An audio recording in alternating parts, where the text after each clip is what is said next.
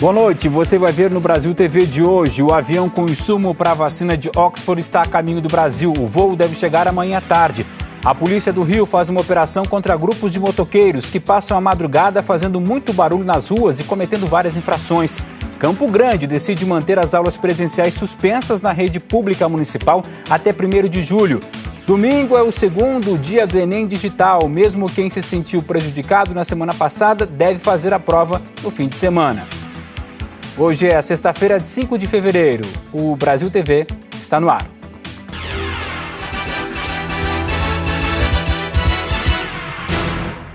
O Brasil TV começa com a expectativa da chegada do primeiro lote da matéria-prima chinesa para fabricar a vacina de Oxford.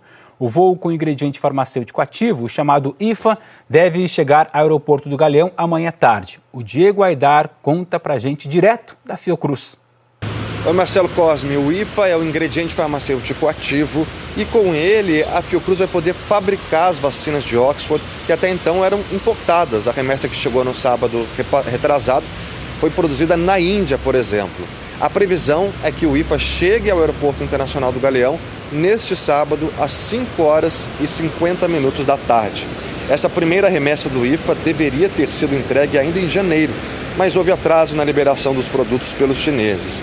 Com essa primeira remessa, a Fiocruz informou que vai conseguir produzir 2.800.000 doses e até o fim de fevereiro está previsto o recebimento de matéria-prima para a produção de 15 milhões de doses ao todo.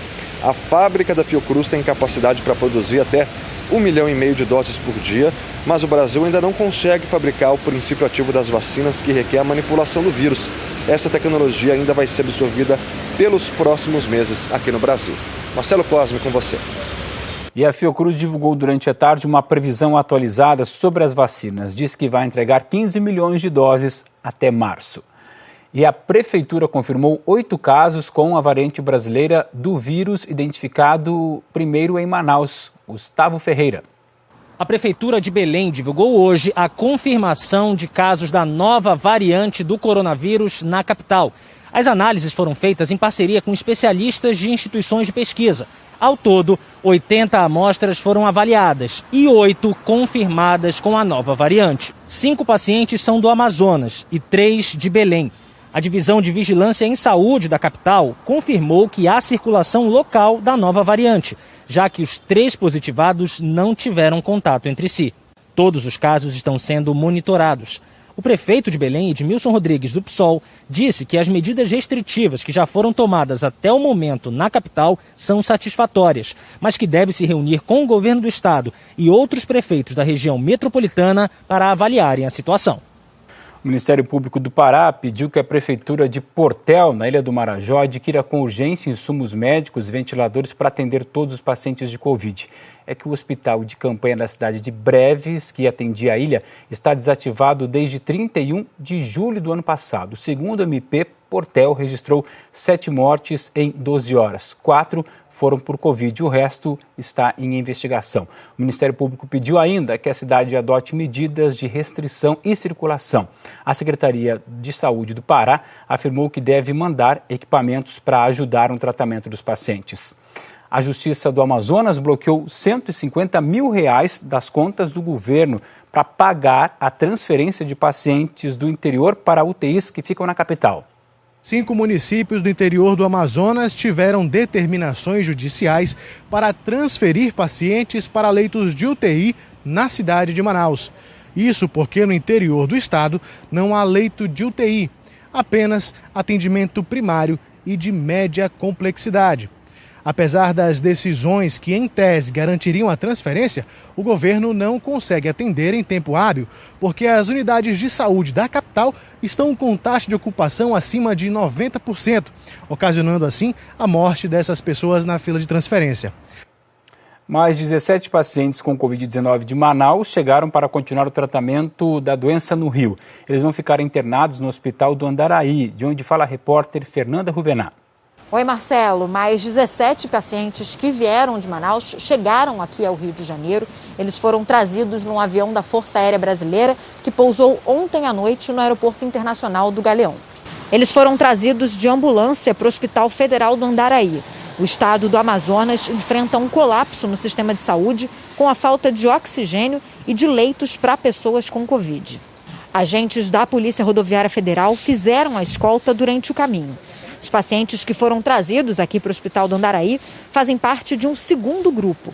Ao todo, foram 34 vindos de Manaus. Na madrugada de quarta-feira, outras 17 pessoas chegaram para tratamento aqui no Rio.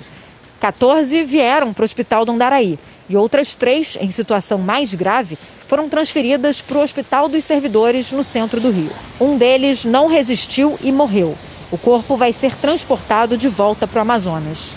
Antes da viagem, ainda em Manaus, todos os pacientes foram avaliados por equipes médicas. O procedimento foi repetido na pista do aeroporto, momentos antes do embarque, para certificar o quadro de cada pessoa. Os pacientes de Manaus tiveram que fazer novos exames de Covid para verificar a cepa do vírus. Segundo o Ministério da Saúde, eles estão em leitos numa área isolada na unidade. A gente lembra que a transferência desses pacientes faz parte de um acordo entre o Ministério da Saúde e o governo do Amazonas. É com você, Marcelo. A segunda cidade mais populosa do Brasil registra o maior número de mortes na pandemia. O Rio de Janeiro ultrapassou São Paulo em vítimas da Covid-19. O Ari Peixoto é quem nos explica. Olá, Marcelo. Boa noite a você e a todos ligados no Brasil TV.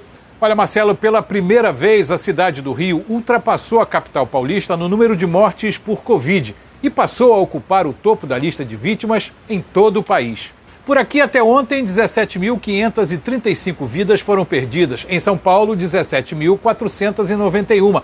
Mas é bom lembrar que São Paulo, capital, tem praticamente o dobro da população do Rio.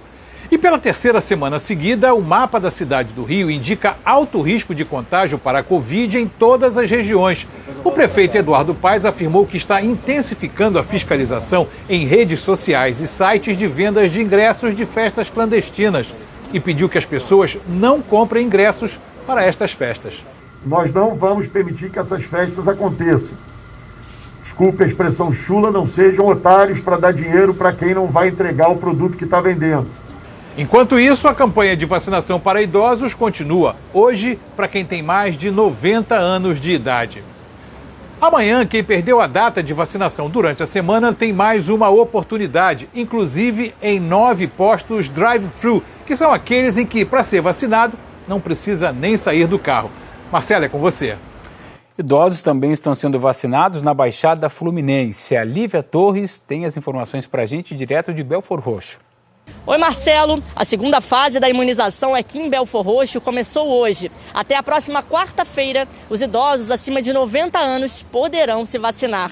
Basta trazer a carteirinha, o cartão do SUS ou CPF. E muitos chegaram cedo. Seu Paulo estava ansioso e foi logo o primeiro. Eu estava doido para vacinar mesmo. Cheguei aqui e fui primeiro. 6 horas da manhã cheguei aqui. Quer dizer, já fiz meus 94 anos, estou feliz. Satisfeito, com nova esperança de vida agora, né? A primeira fase da imunização atendeu profissionais da saúde, quem mora nos asilos e pacientes que vivem em residências terapêuticas. Ao todo, 5 postos vão funcionar no município das 8 da manhã até as 5 da tarde. São eles o Neuza Brizola, no centro, Parque Amorim, Parque São José, Heliópolis e Nova Aurora. Em Duque de Caxias, também na Baixada Fluminense, estão sendo vacinados os idosos acima de 80 anos.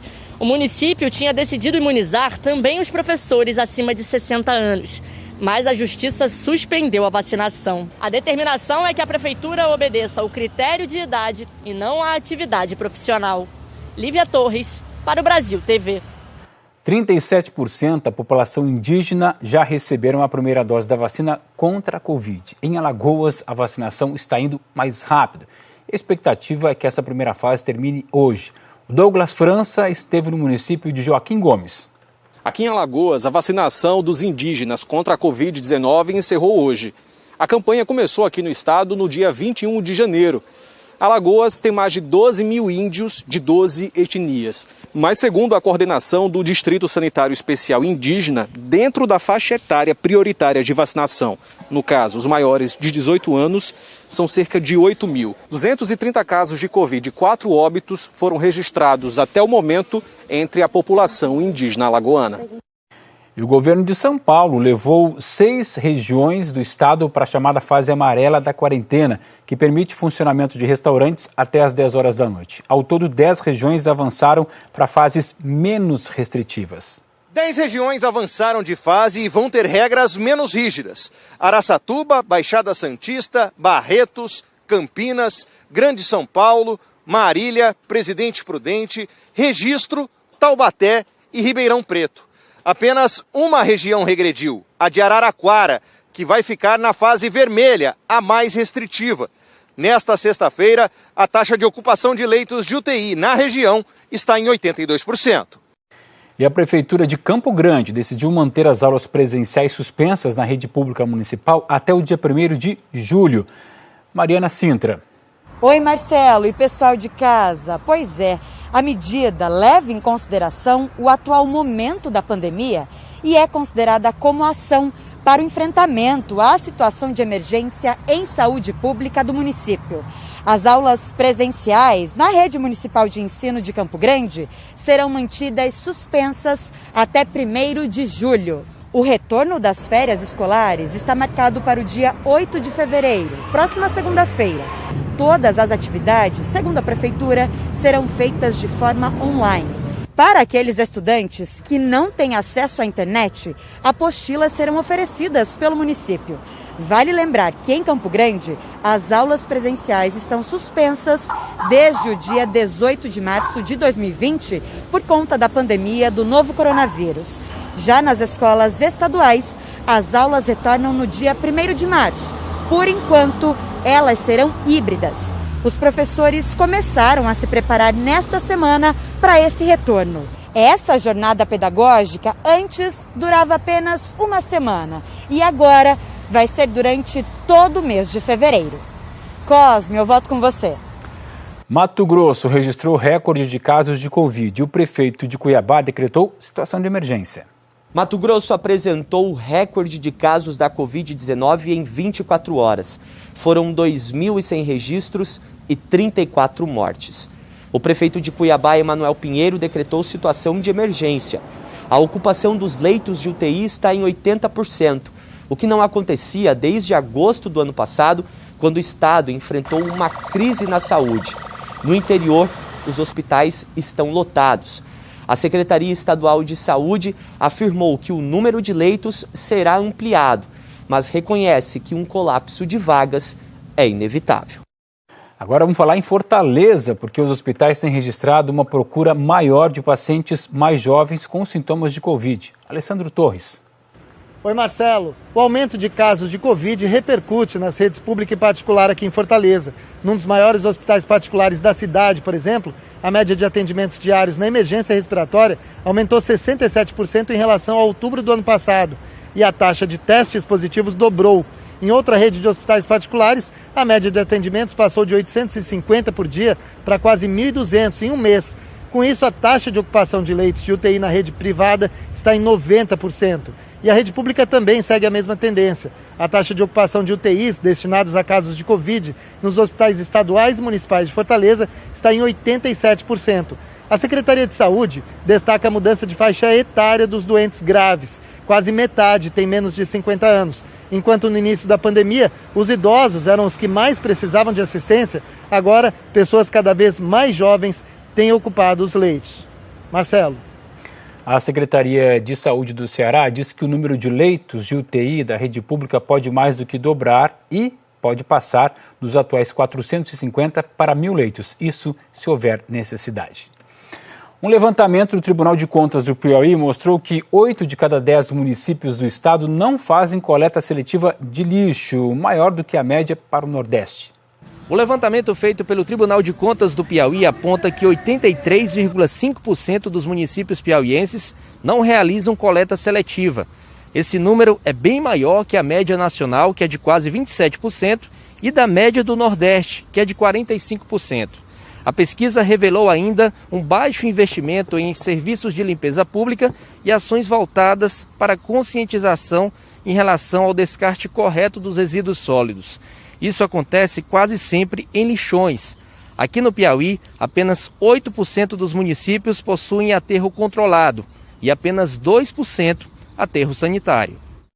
A gente fala agora da água que ainda está chegando com gosto e cheiro de terra nas casas do Rio de Janeiro. O Ministério Público e a Defensoria querem que a companhia de abastecimento dê um desconto na conta dos moradores e apresente em 3 dias um plano para a água voltar ao normal. Natália Castro. Oi, Marcelo. Eu estou aqui numa casa no Encantado, na zona norte do Rio. O bairro, inclusive, foi citado no relatório da SEDAI porque os moradores daqui estão recebendo água com gosto acima do tolerável. Como a SEDAI não consegue dar um prazo para a normalização do serviço, o Ministério Público e a Defensoria entraram com um pedido de desconto de 25% para os clientes que recebem a água da estação de tratamento Guandu. E esse desconto deve permanecer até que os problemas de falta d'água ou alteração dos padrões sejam solucionados. O MP e a Defensoria pedem que a companhia seja obrigada a apresentar em até 3 dias corridos um plano para regularização da prestação do abastecimento de água, incluindo cronograma para normalizar o abastecimento qualitativo e quantitativo da água tratada. Marcelo. Você vai ver a seguir, a Polícia do Rio faz uma operação contra grupos de motoqueiros que passam a madrugada fazendo muito barulho nas ruas e cometendo várias infrações. Domingo é o 2º dia do Enem Digital. Mesmo quem se sentiu prejudicado na semana passada deve fazer a prova no fim de semana. Brasil TV volta já.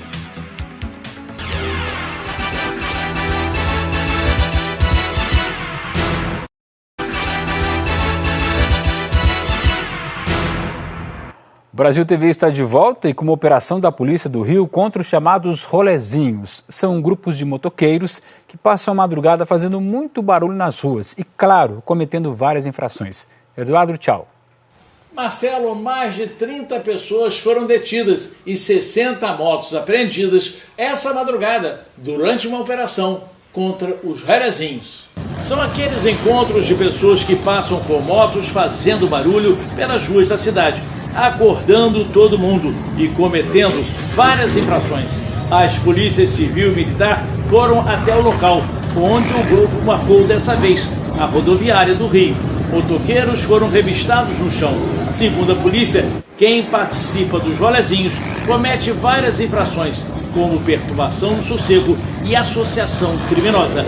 Vamos ver o que disse o delegado. O que começou como uma simples brincadeira, um simples lazer, uma associação de pessoas para lazer, virou uma prática criminosa. Então esse grupo passou a visar lucros, a organizar eventos. A pena pode chegar a 5 anos de prisão e suspensão da carteira de motorista. Marcelo Cosme. A Polícia Federal apreendeu um lote de cocaína escondido num carregamento de material de construção. A droga, que ia para Moçambique, estava pronta para o embarque no terminal de cargas do Aeroporto Internacional de Fortaleza. Cães da Polícia Federal, DEA e Hino, farejaram algo estranho no terminal de cargas. As 7 caixas foram despachadas no Aeroporto Internacional de Fortaleza. A carga ia para Moçambique, na África, com escala em Portugal, na Europa. Estava repleta de materiais utilizados na construção civil, como alicates e trenas. Quando os policiais colocaram esse material no raio-x, perceberam que dentro dos prumos havia matéria orgânica. Ao abrir, perceberam esse pó branco e o teste confirmou. Eram 32 quilos de cocaína. Ninguém foi preso. A Polícia Federal investiga de onde vinha e qual era o destinatário da droga. Ano passado, a polícia apreendeu mais de 2 toneladas de drogas, sendo quase 1,5 toneladas de cocaína. E um italiano suspeito de comandar uma rede internacional de tráfico de drogas foi preso na região metropolitana do Recife. Os detalhes com a Luna Markman. O italiano Alduino Giannotta, de 59 anos, foi preso quando saía de casa com a esposa, que é brasileira. O mandado de prisão foi expedido pelo ministro do Superior Tribunal Federal, Cássio Nunes Marques. Giannotta vivia num condomínio de luxo na região metropolitana do Recife. De acordo com a Polícia Federal, ele comandava uma rede de tráfico internacional que usava navios para transportar cocaína. A droga produzida na Colômbia e na Bolívia era trazida ao Brasil. e daqui seguia para Amsterdã, capital da Holanda, e para Salento, uma pequena cidade da Itália, que era a base da organização criminosa. Aldoino Gianotta era investigado pela polícia italiana há mais de 2 anos. Nesse período, ele foi alvo de 8 mandados de prisão preventiva e 18 de prisão domiciliar, mas nunca havia sido encontrado. Somente em imóveis e bens de Gianotta, as apreensões ultrapassam os 25 milhões de reais. A polícia italiana chegou ao traficante após uma operação realizada esta semana na cidade de Lecce, que fica ao sul da Itália. A prisão em Pernambuco foi um trabalho conjunto da Polícia Federal, Polícia Italiana e Interpol. E a Polícia Federal fez uma operação para apurar fraudes em licitações no Pará. Aqui no Pará, policiais da Diretoria Estadual de Combate à Corrupção cumpriram em uma operação mandados de busca e apreensão nas residências de servidores e ex-servidores da Secretaria de Desenvolvimento e Obras Públicas. Eles são suspeitos de terem participado de um esquema de fraude de licitações entre os anos de 2013 e 2018, com um desvio de verbas de programas de asfaltamento. Segundo o governo do estado, o prejuízo do esquema criminoso passa de 360 milhões de reais. Um homem esfaqueou 4 pessoas que estavam dentro de um vagão de trem na capital paulista. Tudo começou por causa de uma discussão na hora do embarque. A polícia disse que Celso Dias Pereira contou que tomou bebida alcoólica antes de embarcar no trem. O homem que esfaqueou 4 pessoas no trem de São Paulo, Celso Dias Pereira, foi preso em flagrante nesta madrugada por tentativa de homicídio e lesão corporal. Ele chegou até esta delegacia na Penha, zona leste de São Paulo, por volta das 2 horas. Chegou com ajuda para caminhar. Estava com vários ferimentos no corpo, curativos, porque ele foi espancado por outros passageiros depois que esfaqueou as 4 pessoas. Inclusive, a segurança da CPTM teve que usar gradis para evitar um linchamento. De acordo com a Polícia Civil, a confusão começou por volta das 6h30 da tarde na estação do Brás. Quando ele foi embarcar no trem, acabou tendo um empurra-empurra com outro passageiro. Os dois começaram a discutir e foram discutindo durante toda a viagem. Na hora do embarque, os agentes de segurança da CPTM perceberam a confusão e acompanharam os 2 passageiros. Só que num determinado momento, o amigo do jovem que estava discutindo, que estava sentado ao lado, levantou e deu um soco em Celso. Nesse momento, ele puxou uma faca. E na hora de esfaquear este jovem, ele acabou atingindo outras 3 pessoas. O jovem que deu o soco acabou sendo esfaqueado no abdômen e é o único que permanece no hospital. E o segundo dia do Enem Digital acontece nesse domingo. De acordo com o INEP, que é o instituto responsável pelo exame, mesmo quem se sentiu prejudicado deve fazer a segunda prova agora, no fim de semana. A Iana Coimbra conta pra gente lá de Belo Horizonte. Em Marcelo, o primeiro Enem Digital começou a ser aplicado no domingo passado, só que quase 70% dos inscritos não fizeram a prova. Já pessoas que compareceram reclamaram de problemas técnicos que implicaram em atrasos de quase 2 horas na aplicação do exame. O INEP admitiu que houve problemas, mas disse que os casos foram pontuais. Segundo o Instituto, um equipamento que fazia a distribuição das provas atrasou o envio do exame para alguns computadores. Todos que foram afetados podem solicitar a reaplicação. Essa solicitação tem que ser feita pela página do participante a partir de segunda-feira até o dia 12 de fevereiro. As provas serão reaplicadas nos dias 23 e 24 de fevereiro, só que tem um detalhe. Elas serão na versão impressa para todos os candidatos, mesmo para quem não se inscreveu nessa modalidade. Quem não fez as provas porque estava com algum sintoma de Covid ou de outra doença infectocontagiosa também pode pedir a reaplicação, mas aí tem que anexar um laudo médico ao pedido. O INEP vai avaliar cada caso verificando a ata da sala para confirmar a informação do participante com a informação dos fiscais, dos colaboradores, e as informações sendo coincidentes, o INEP considerará a reaplicação nos dias 23 e 24 de fevereiro. Mesmo assim, aqueles que por algum motivo iniciaram atrasado na semana passada, o INEP convida e deseja que todos compareçam no próximo domingo para fazer o Enem Digital, e aí só solicita a reaplicação do dia 23, ou seja, só do primeiro dia. Domingo, dia 7, tem prova de novo. E o INEP garante que tem estrutura para atender aos mais de 90 mil inscritos no Brasil.